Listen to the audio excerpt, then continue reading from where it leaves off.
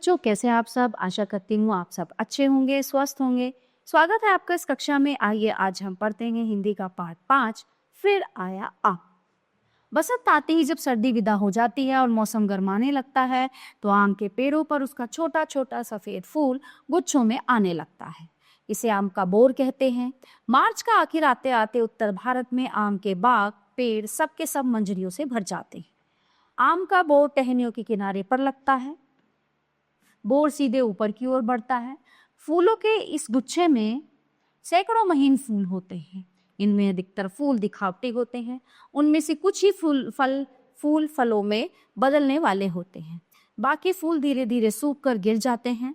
पहले बेहद छोटे छोटे आम आते हैं जिन्हें कच्ची कैरी या अमिया कहते हैं।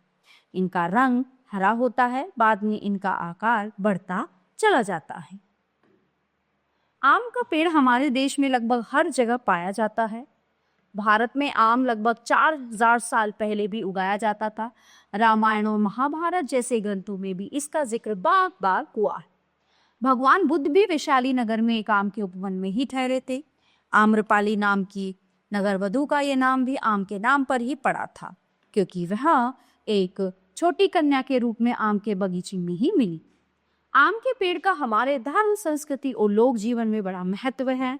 सारनाथ में स्थित सांची के स्तूप पर भी आम के पेड़ को बनाया गया। विवाह, हवन, पूजा पाठ और अन्य शुभ अवसरों पर आम की पत्तियों से बनी बंधनवान घरों के दरवाजों पर लटकाई जाती हैं।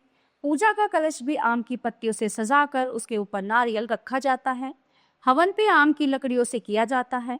हवन में घी आम की पत्ती से ही डाला। आम की वैसे तो हजारों नस्लें हैं, लेकिन इनमें लंगड़ा, दशहरी, सफेदा और अल्फांसो बहुत ही उम्दा और लोकप्रिय है।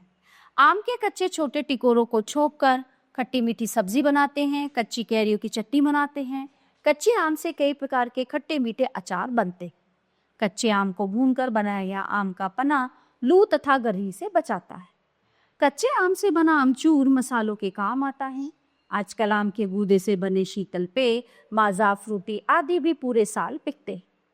आम के पेड़ की छाया बहुत घनी होती है। इसकी पत्तियां सदैव हरी बनी रहती हैं।